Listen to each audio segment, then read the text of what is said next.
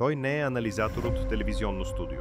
Той е човекът, който е бил там, където се решава съдбата на света. Пепе ЕСКОБАР, международен журналист, геополитически репортер, номад на истината повече от 3 десетилетия. Той е писал от Кабул, Исламабад, Техеран, Москва, Вашингтон. Говорил е с командири, дипломати и бунтовници и превежда техния свят на езика на реалността. Работил е по теми, които промениха света. Разпадането на Афганистан след американската инвазия, войната в Ирак и митът за демокрацията, донесена с дронове, падането на Кадафи и хаоса в Либия, арабската пролет, превърната в зима, и геополитическата карта на 21 век, която той нарече Пайплейнистан, войните за тръбопроводи, енергия и влияние. От години той предупреждава за конфронтацията между НАТО и Русия, за възхода на Китай и БРИКС, за свят, в който доларът вече не е оръжие, а бреме. Западът не търси истина, той търси удобен враг. Енергийните войни не са за петрол, те са за контрол върху бъдещето. В свят, в който медиите са обслужващ персонал, Ескобар е независим и работи сам. Днес той говори тук ексклюзивно за каналите на Мартин Карбовски. Това не е интервю, това е сблъсък с реалността.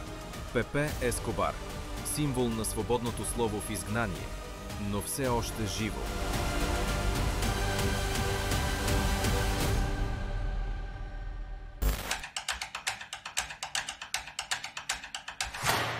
Hello, Mr. Escobar. Thank you for accepting our invitation. How are you?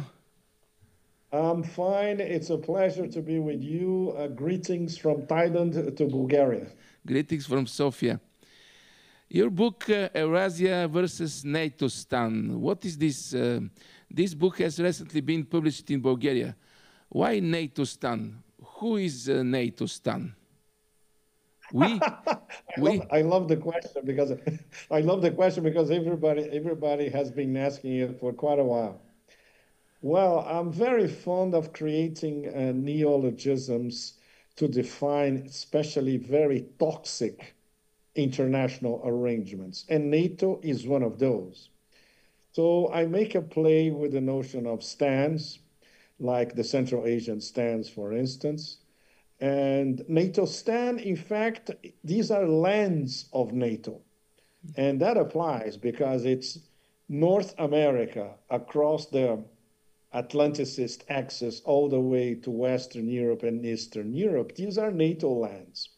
So NATO stand is geographically correct and at the same time a little bit of sense of humor since we are facing so many horrors, by the way, promoted by those NATO lands.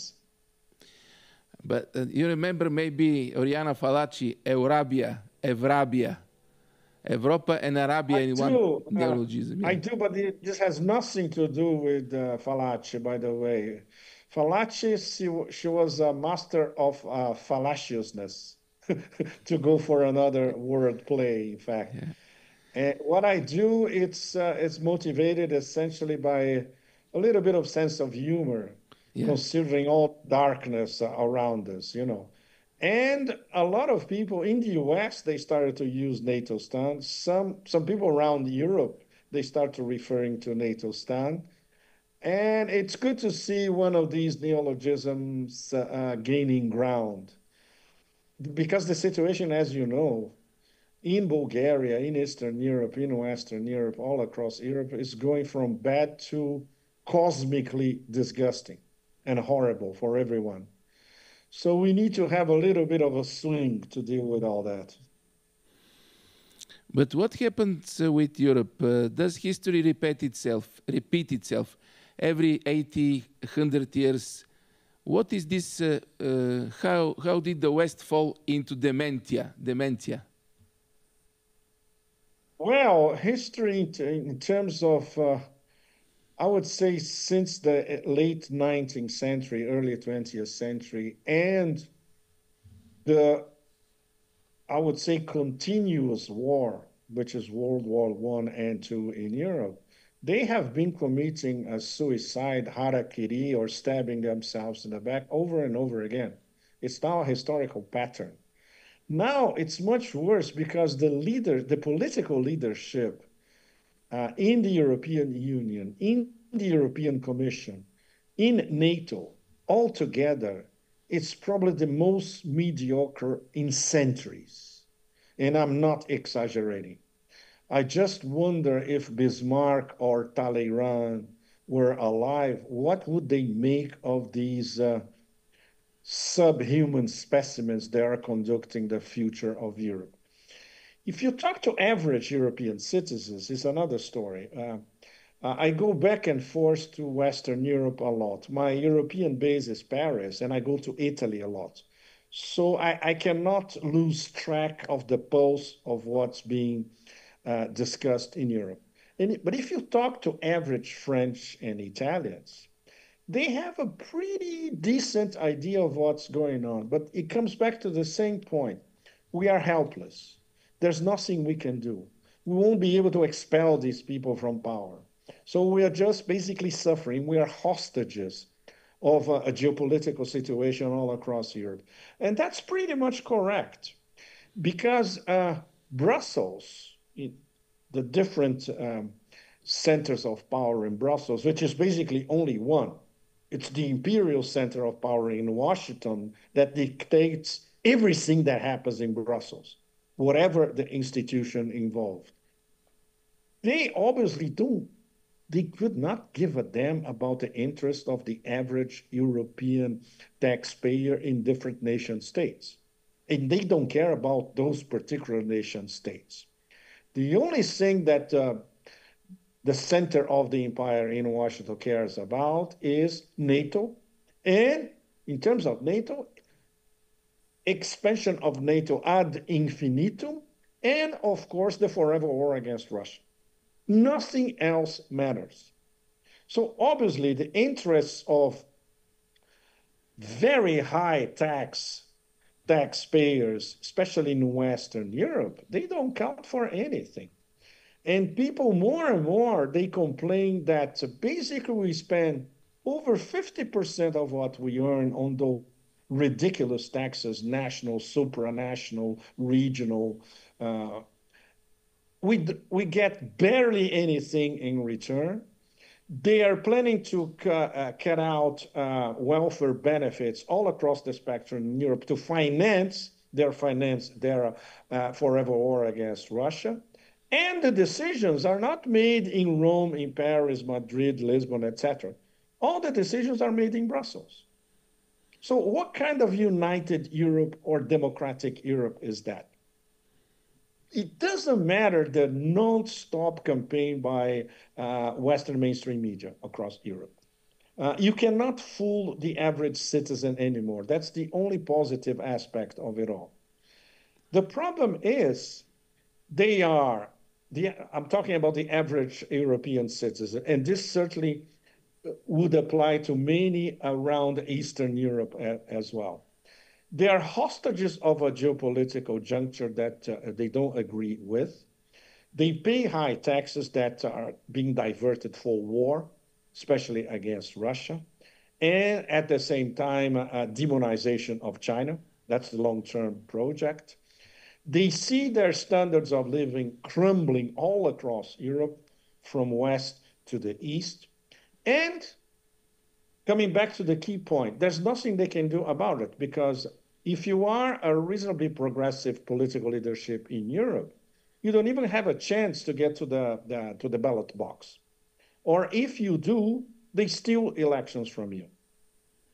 That's how democratic Europe works nowadays. So as you can see, and your audience can see, there's absolutely no way out from this. The only way out would be a sort of monster 1789 French Revolution style, taking the Bastille, which would be Brussels, and dragging these people to the public square and having them have a direct conversation with Madame Guillotine. We know this is not going to happen, unfortunately, right?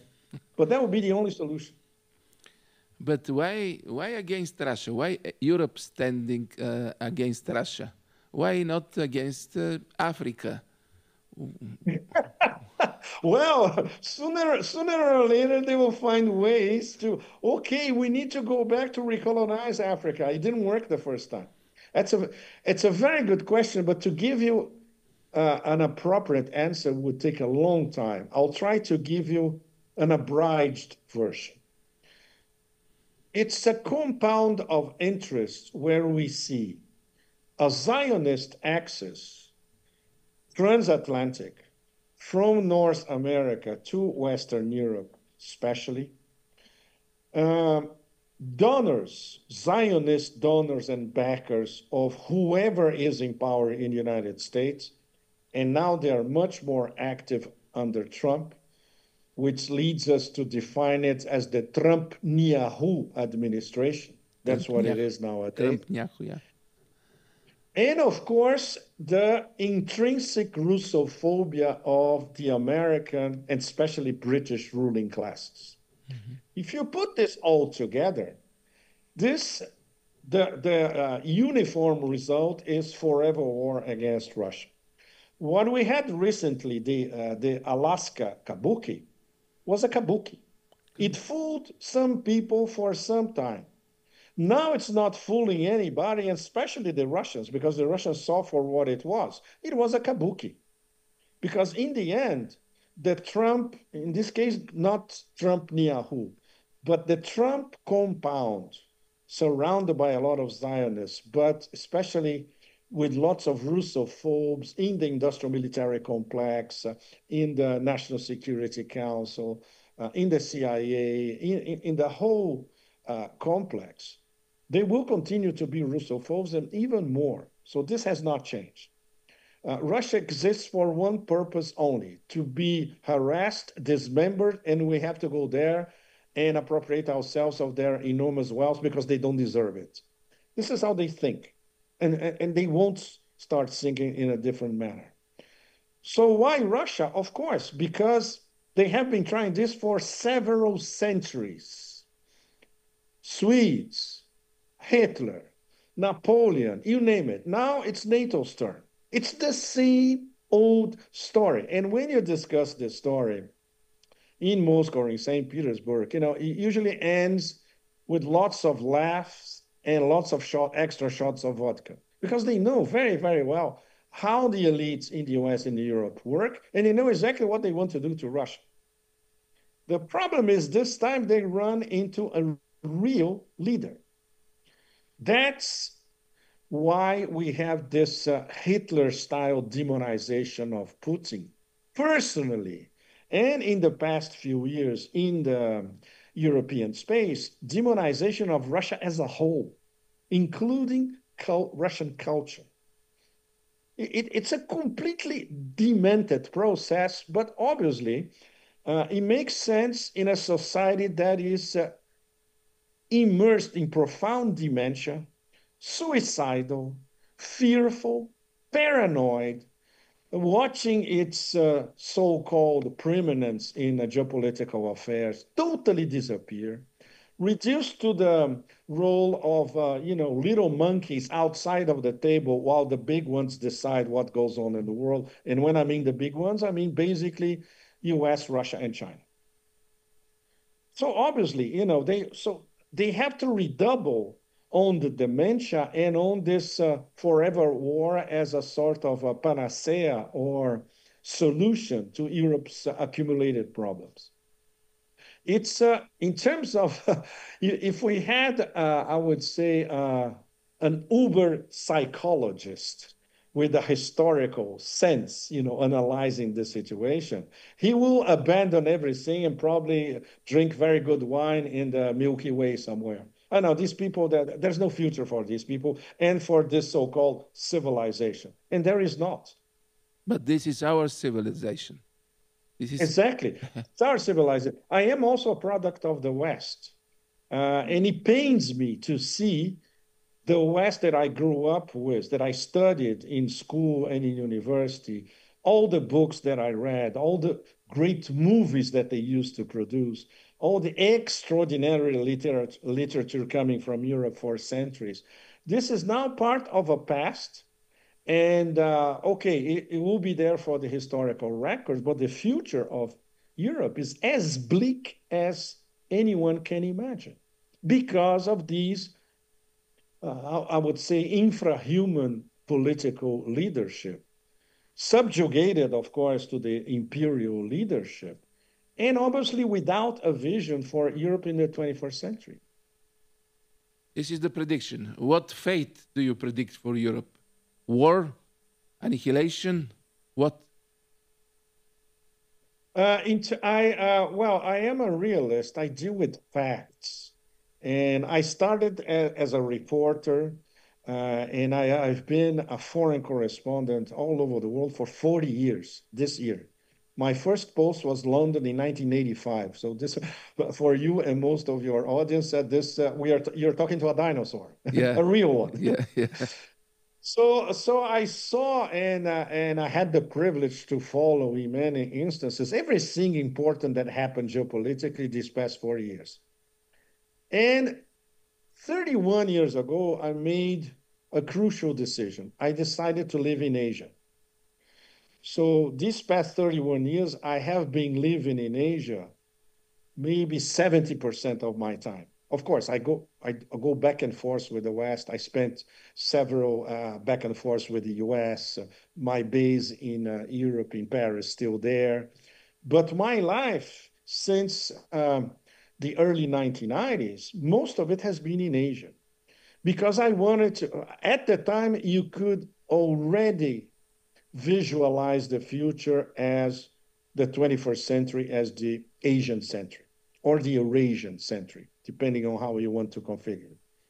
So when I came to live in Asia at the time, that was, let's say, the beginning of this process. And nowadays, it's so glaringly obvious everywhere you go in Asia. Here in Thailand, which is one of the top Southeast Asian nations, China, where I was until a few days ago, Central Asia, that I usually go every year. It's the future. It's the absolute future. And they're looking towards the future, and they're building a future, an interconnected future, compared to the suicidal trap. And Europe is getting further and further deeper into this vortex, into this black void, in fact, of their own making. Okay, give me advice. Where in Asia you live? My base in Asia is here, Thailand? Bangkok, in Thailand, because it's central. I worked for a long time with Asia Times in Hong Kong, so I was living between here and Hong Kong. And from Hong Kong, I used to go to China a lot for the past 30 years. And for instance, from Bangkok to Shanghai is 4 hours. I came back from China. I came from Chengdu. Chengdu in Sichuan province is 3.5 hours from here, Bangkok. So you're very, very close to everything. Not to mention you're close to the Southeast Asian partners. And you're only 6 hours away from the Persian Gulf and West Asia. Very, very important. I go to Iran a lot. I used to go to the Persian Gulf a lot. I follow the wars. So and the quality of living in Thailand on top of it is extraordinary. This is one of the great capitals of the world nowadays. So it's a perfect place to have it as a base in Asia. But over the years, I had 3 bases here. I started in Singapore, then I moved to Bangkok and Hong Kong. And for the past few years, my base is and will continue to be here in Thailand. Are you escaping Europe? No, it's not a matter of escape. Well, I am an old wolf, a lone old wolf. So when you lived everywhere in the world, you're not escaping from anywhere. You are trying to go to the places where you can see the future being hatched and new systems, new ideas, new technologies are being born. And of course, the quality of life away from fear, paranoia, and a war mentality. You find this in several latitudes across Asia. You don't find this in the West anymore. War mentality. Is it typical Europe? War mentality. No, the war mentality is a Western thing. West. We should never forget that the conquest, so-called, of the East and of Africa and the Americans by the West, starting 500 years ago, was a war operation, essentially, in several latitudes. People here in Asia, they have a pretty clear understanding, even if they don't follow politics, but instinctively they know. In China, it's even more acute because the Chinese still conserve in their mind the humiliation of the so-called century of humiliation from the 1850s to the 1950s, when China became the People's Republic of China. This, in the Chinese mind, is still imprinted.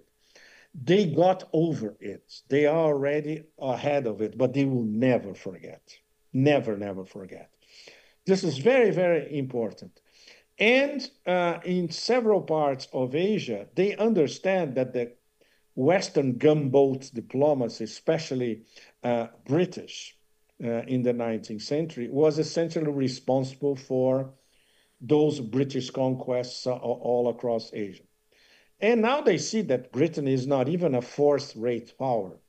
Basically, it's a stupid island drifting in the North Sea with no geopolitical future whatsoever. And the quality of life for their own citizens is going down, except for the 1% minority, of course.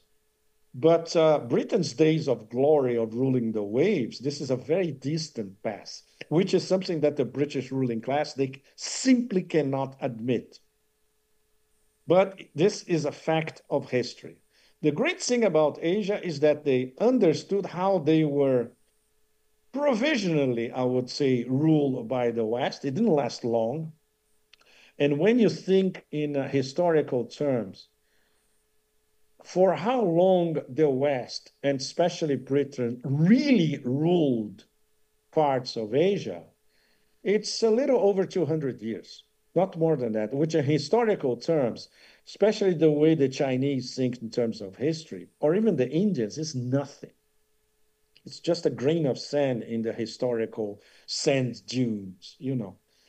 So they are getting over it. India is more complicated. They are taking much longer than China. China is already over it. And all the other Asian nations, for instance, Indonesia. Indonesia is over Dutch domination a long time ago, in the 50s, in the 20th century already. They were getting over the process, and now they don't even remember that they were ruled by the Dutch once.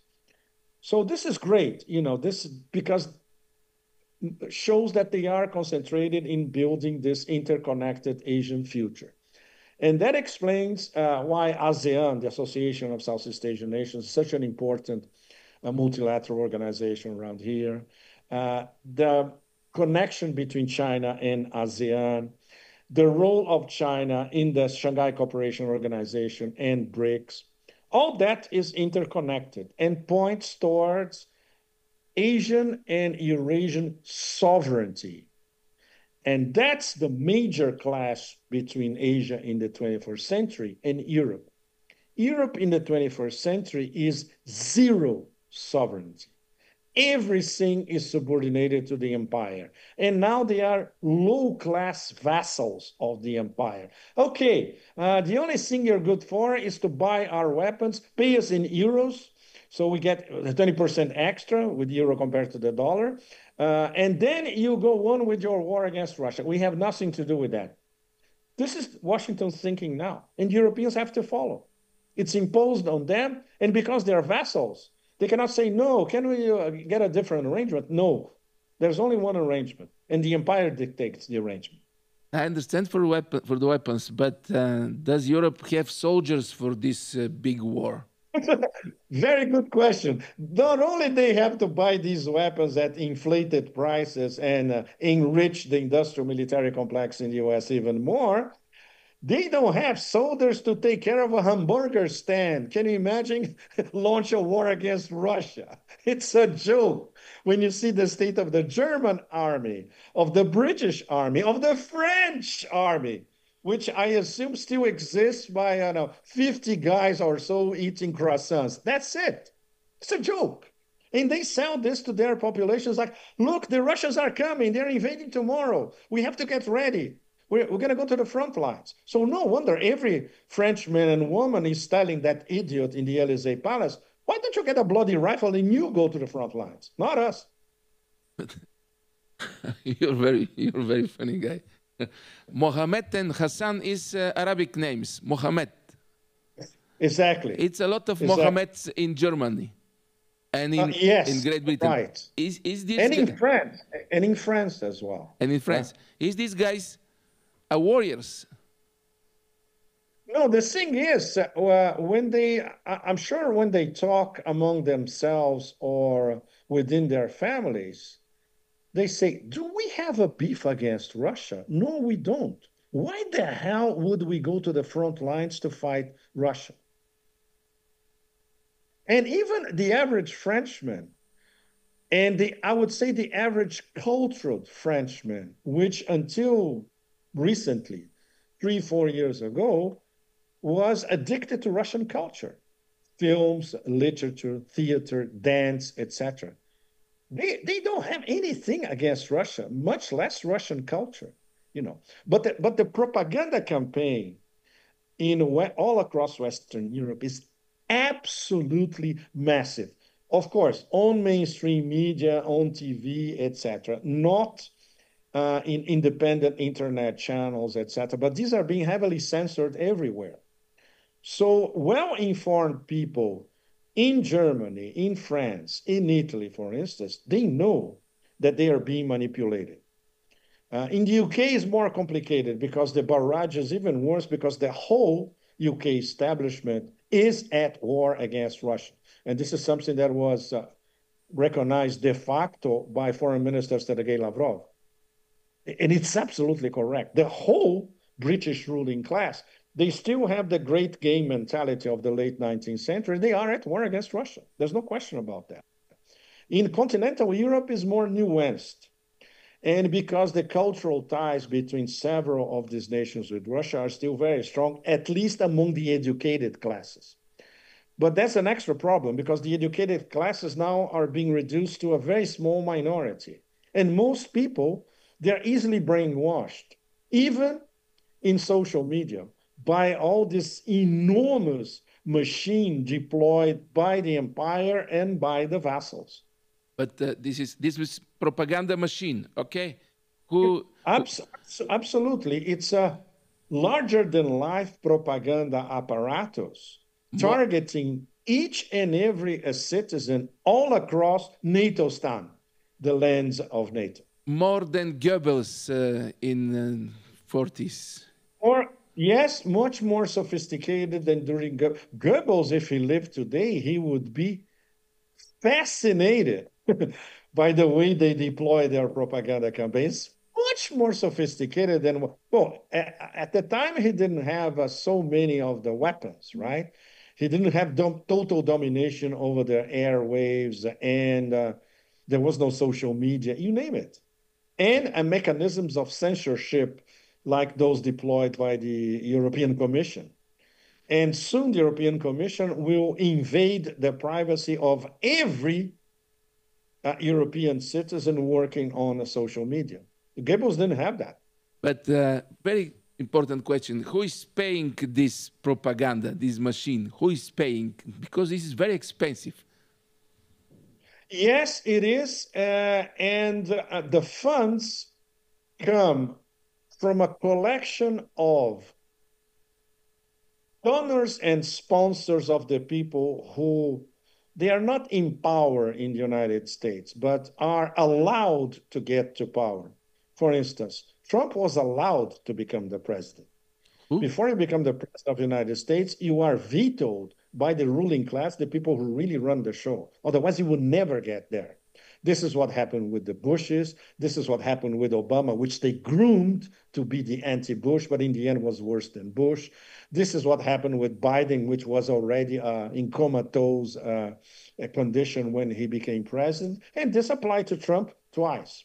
The first time they tried to bring him down because they didn't like what he was doing. And the second time, okay, you're allowed to come back, but you have to do what we want you to do, which is exactly what we are now.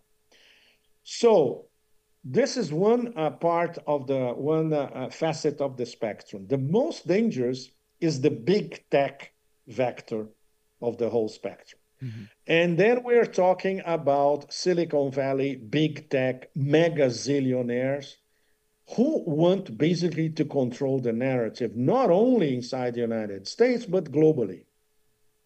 So obviously, everything that goes against their globalist, techno-feudalist mindset of total control, and politically only the actors that they choose are allowed to have a certain leeway, then you are in deep, deep, deep trouble. So these are the people who are actually paying for this. I described it as techno-feudalism at the start of COVID already. Yeah. At the time, there was an excellent book published only in France. There was no English translation. And the title was Techno-feudalisme in French. But so I read... Who is the author? The author is Varoufakis. A professor at the Sorbonne. Uh-huh. Circulation was very small, but I noticed the book. I read it. It was very good. I did a long review in English, and then I started to apply this neologism, which I think is extremely appropriate, techno-feudalism, to the situation we are living now. And this started already under COVID. COVID was a techno-feudalist experiment in social engineering on a global scale. It worked, but only in the beginning. It didn't work. They thought it would work long term. It worked for less than 2 years, which is already a disaster. But at least it was interrupted. But it will be back. If you pay attention to the, I would say not the guys who run the show, but the globalist messengers from Davos, World Economic Forum, the absolutely ghastly Bill Gates and all that. They are all saying that there will be another pandemic. So they did not give up. There will be another social engineering project, and they are already preparing populations all over the world for this new, pandemic 2.0 project.